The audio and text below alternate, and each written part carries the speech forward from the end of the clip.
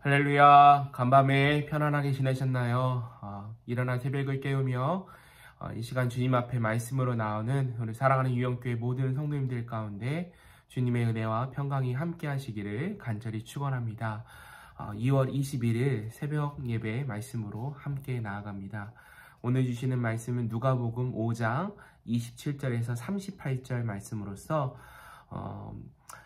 예수님께서 세리 레위를 제자로 부르시는 장면과 또 레위가 베푼 그 잔치에 참여하는 그곳에서 바리새인과 서기관들과 논쟁하는 장면을 보게 됩니다.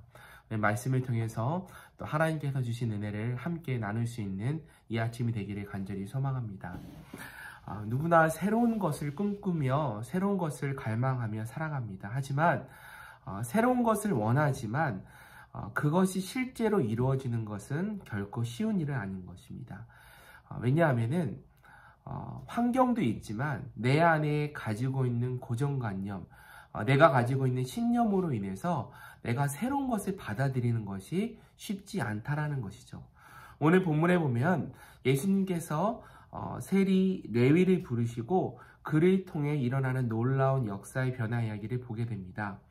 이 말씀은 우리에게 하나님의 은혜가 어떻게 한 사람의 인생을 완전히 바꿔놓을 수 있는지, 또 그 은혜를 받아들이기 위해서 우리에게 필요한 것은 무엇인지 오늘 본문을 통해서 말씀하고 계십니다. 또 본문을 읽고 또 하나님께서 주신 은혜를 함께 나눌 수 있기를 원합니다. 먼저 예상치 못한 예수님의 부르심과 또 이에 반응하는 레위의 모습을 보게 됩니다. 오늘 본문 말씀 27절, 28절 말씀입니다. 그 후에 예수께서 나가사 레위라 하는 세리가 생안에 앉아있는 것을 보시고 나를 따르라 하시니 그가 모든 것을 버리고 일어나 따르니라. 아멘. 세리 레위는요, 당시 사회에서 가장 멸시받았던 직업을 가진 그런 인물이었습니다. 사람들은 그를 로마를 위해서 일하는 배신자 혹은 창치자로 여겼다는 사실이죠. 사람들이 낙인을 했던 인물이었습니다. 많은 일들과 아마 좋은 관계도 맺지 못하면서 아마 살아갔을 것입니다. 특히 종교 지도자들은 그를 향해서 죄인 중에 죄인, 괴수 중에 괴수라고 취급받았던 직업군이었습니다. 그러나 예수님께서는 그러한 세리의 역할을 감당했던 레위를 직접 찾아가서 그를 부르는 장면을 보게 됩니다. 그에게 말씀하시죠. 27절에 나를 따르라. 그러자 어떤 기대와는 다르게 그가 모든 것을 버리고 일어나 예수님을 따라가는 모습을 보게 됩니다. 즉각적인 순종이 그에게 있었다는 것이죠. 그의 결단이 있는 행동을 보게 됩니다. 자신이 가지고 있었던 어찌 보면 안정적인 직업과 그런 수입, 그런 것들의 기득권들을 포기하고 예수님을 따라가는 믿음의 결단을 보여줬다는 것이죠. 왜 레위가 이러한 결단을 할 수 있었을까요? 아마 첫 번째는 예수님에 향한 강한 신뢰가 있지 않았을까라고 생각을 해봅니다. 예수님께서 얘에게 말씀하셨을 때 그 말씀이 얼마나 권위 있고 위험했으면은 그 말씀에 순종할 수밖에 없는, 순복하며 나아갈 수밖에 없는 그러한 권위와 명령의 말씀이 있었다는 것이죠. 한편으로는 물질적으로는 풍요로웠지만 사람들의 멸시와 천대를 받았던 그런 직업을 가졌던 세리라는 직업을 가졌던 레위가 자신의 상황이 어찌 보면 세상 가운데 굉장히 공허하고 허무한 삶이 그 삶 가운데 있지 않았나라고 추측해 볼 수 있습니다. 이 상황을 자신도 좀 벗어나고 싶은 그런 마음이 있지 않았을까라고 생각해 봅니다. 이 모든 것 가운데 레위의 마음을 준비시킨 하나님의 섭리하심이 분명히 있었을 것입니다. 오늘날 나에게 예수님께서 찾아오셔서 나를 따르라 라고 말씀하시면 나는 정말 내 모든 것을 내려놓고 주님을 따를 수 있는 용기와 믿음이 우리에게는 있는지 스스로 점검해 보기를 원합니다. 이어서 은혜의 확장과 나눔의 말씀이 29절에서 32절에 등장을 합니다. 봉독해 있습니다. 레위가 예수를 위하여 자기 집에서 큰 잔치를 하니 세리와 다른 사람이 많이 함께 앉아 있는지라. 바리새인과 그의 서기관들과 그 제자들이 비방하여 이르되 너희가 어찌하여 세리와 죄인과 함께 먹고 마시느냐. 예수께서 대답하여 이르시되 건강한 자에게는 의사가 쓸데없고 병든 자에게라 쓸데있나니 내가 의인을 부르러 온 것이 아니요 죄인을 불러 회개시키러 왔노라. 아멘. 이 세리 레위는 자신의 집에서 큰 잔치를 베풀게 됩니다. 많은 사람들을 초대하게 되었고 이 자리에는 바리새인들과 서기관들이 함께 있었습니다. 이 자리는 아마 예수님께서 자신에게 베풀었던 그 은혜를 함께 나눌 수 있는 그런 자연스러운 마음이 레위에게는 있었을 것입니다.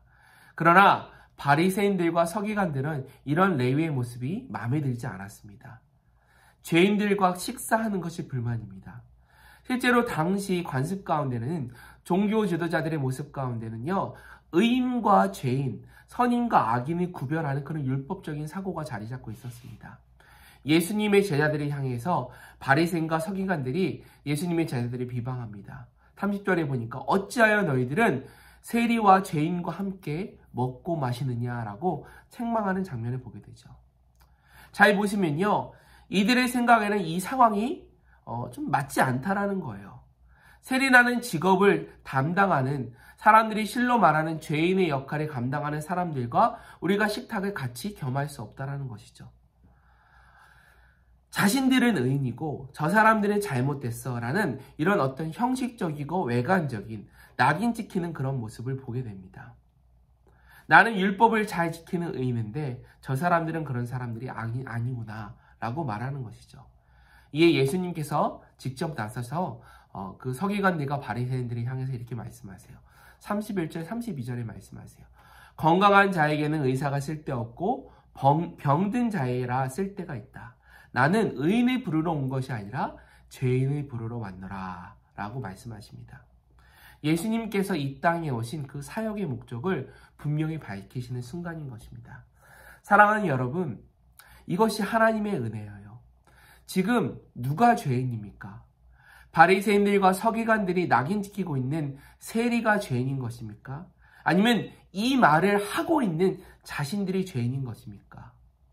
사실 우리 주님의 입장에서는요, 우리 모두가 죄인이 될 수 있다는 것이죠. 우리 모두가 치료받아야 되는 병자들일 뿐입니다. 우리는 회개해야지만 살아갈 수밖에 없는 연약한 죄인에 불과하다는 것입니다. 가끔 우리는 우월적인 생각으로 나는 저 사람보다 내가 신앙이 더 좋아. 나는 저 사람보다는 더 많은 것을 가지고 있어. 더 낳고 윤택한 삶을 살아가고 있어. 라며 착각하며 자신의 삶을 합리화시키는 우리들의 모습을 보게 됩니다. 그러나 그렇지 않습니다. 우리 주님 앞에서는요, 우리 모두 다 죄인이고 하나님의 은혜가 아니고서는 결코 살아갈 수 없는 존재일 뿐입니다. 예수님은 지금 우리에게 그렇게 선포하시는 거예요. 너희들은 내가 필요한 사람이야. 너희들은 복음으로서만 살아갈 수밖에 없는 존재일 뿐이야. 너희들의 죄성을 회개하지 않고는 너희들은 결코 하나님 나라에 들어갈 수 없어. 이렇게 선포하시는 것입니다. 그런 존재가 바로 나임을 깨닫고 이 한날을 살아갈 수 있는 저와 여러분이 될 수 있기를 간절히 소망합니다. 그러면서 새로운 것, 변화된 것에 우리가 적응해야 된다라고 마지막 33절에서 39절에 말씀하십니다. 33절에서 39절 말씀입니다. 이들이 예수께 말하되 요한의 제자는 자주 금식하며 기도하고 바리새인의 제자들도 또한 그리하되 당신의 제자들은 먹고 마시나이다. 예수께서 그들에게 이르시되 혼인집 손님들이 신랑과 함께 있을 때 너희가 그 손님으로 금식할 수 있느냐? 그러나 그날에 이르러 그들이 신랑을 빼앗기니 그날에는 금식할 것이니라. 또 비유하여 이르시되 새 옷에서 한 조각을 찢어 낡은 옷에서 붙이는 자가 없나니 만일 그렇게 하면 새 옷을 찢어질 뿐이요 또 새 옷에서 찢은 조각이 낡은 것에 어울리지 아니하리라. 새 포도주를 낡은 가죽 부대에 넣는 자가 없나니 만일 그렇게 하면 새 포도주가 부대를 터뜨려 포도주가 쏟아지고 부대도 못 쓰게 되리라. 새 포도주는 새 부대에 넣어야 할 것이니라. 묵은 포도주를 마시고 새 것을 원하는 자가 없나니 이는 묵은 것이 좋다 함이니라. 아멘. 33절에서 39절까지요. 세 가지를 말씀하세요. 먼저 금식에 관한 논쟁을 말씀하시고요. 그 다음에 새 옷과 새 포도주의 비유에 대해서 말씀하고 계십니다. 먼저 33절에 35절에요. 금식에 관한 말씀으로서 예수님의 제자들의 삶의 방식에 대한 의문을 언급하고 있습니다.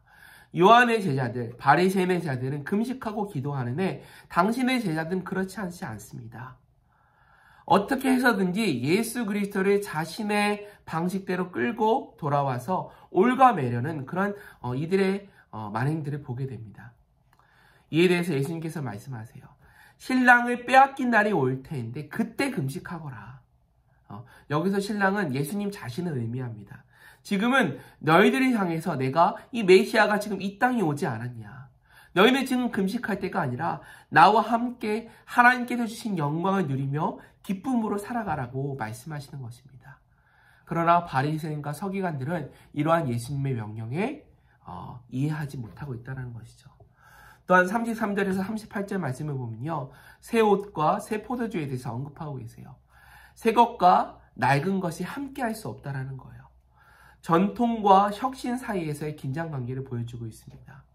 새 옷의 한 조각이 낡은 옷에 붙이지 못할 것이고 새 술은 헛 무대에 넣지 못할 것이다 라고 말씀하세요. 다시 말해서 새로운 은혜를 담기 위해서는 새로운 그릇이 필요하다는 것입니다. 우리 마음에 전환할 것을 말씀하세요. 메시아가 지금 이곳에 왔고 너에게 말하고 있는데 아직도 너희들은 그 율법주의에 사로잡혀서 너희가 서로가 서로를 인정하지 못하고 변화하지 못하는 바리새인들과 서기관을 향해서 그들의 사고가 잘못되고 있음을 정확한 비유와 예시를 통해서 말씀하고 계신다는 사실입니다. 이러한 예수님께서요, 오늘날 우리에게도 동일하게 말씀하십니다. 우리가 하나님의 은혜를 받기 위해서는 매 순간순간 매일매일 새로워져야 됩니다. 그럴 때 새로운 옷으로 새로운 술로 변화되어지고 담겨질 수 있는 것입니다. 사랑하는 유영교회 성도 여러분, 예수님께서 오늘도 우리 각자를 레위와 같이 부르고 계십니다. 우리의 과거나 현재의 모습에 상관없이 그분은 우리를 있는 그대로 받아주시고 우리가 새롭게 변화된 삶을 살아가길 원하십니다. 중요한 것은 예수님의 부르심에 우리가 어떻게 반응하냐에 달려있다는 것이죠. 우리에게 필요한 것은 레위와 같은 결단적인 순종, 적극적인 순종, 용기 있는 순종이 필요하다는 것입니다. 새 부대와 같은 열린 마음이 우리에게 필요하다는 것입니다. 과거의 완전과 익숙함을 뒤로하고 예수님을 따르는 새로운 삶을 적용할 그런 용기와 다짐이 우리에게 필요하다는 사실인 것입니다. 또한 우리가 받은 은혜를 우리 이웃들과 나누며 그들도 주님을 향한 주님의 그 복음의 자리에 초청할 수 있어야 된다는 것이죠. 우리가 하나님께서 주신 그 은혜로 말미암아 우리가 매 순간순간 새 부대와 같은 마음을 주시고 또 그 분이 주시는 새 포도주와 같은 은혜를 매일매일 풍성히 누리며 살아갈 수 있기를 간절히 축원합니다. 주님께서 주신 은혜를 기억하며 이 한날도 새로운 마음으로 새로운 다짐으로 또 믿음의 하루를 보낼 수 있기를 주님의 이름으로 간절히 축원합니다. 같이 기도하겠습니다. 살아계신 하나님, 세리 레위를 먼저 부르신 주님의 은혜를 기억하며 우리를 부르시는 주님의 은총에 아멘으로 화답하는 이 한날 되기를 원합니다. 주님, 오늘 아침 주님께서 주신 말씀을 통하여 결단과 헌신이 있는 모습으로 내 삶이 무장되게 하시고 새술은 새 부대에 담기 원하는 주님의 은혜를 기억하며 날마다 새로워질 수 있는 하루의 삶 보낼 수 있도록 인도하여 주시옵소서. 오늘도 주님 안에서 기쁨의 삶을 살아가도록 인도해 주시고 하나님의 주시는 풍성한 은혜를 누릴 수 있는 복된 하루 될 수 있도록 주님 함께하여 주시옵소서. 살아계신 우리 주 예수 그리스도의 이름으로 간절히 기도드립니다. 아멘. 하루도 승리하세요. 감사합니다.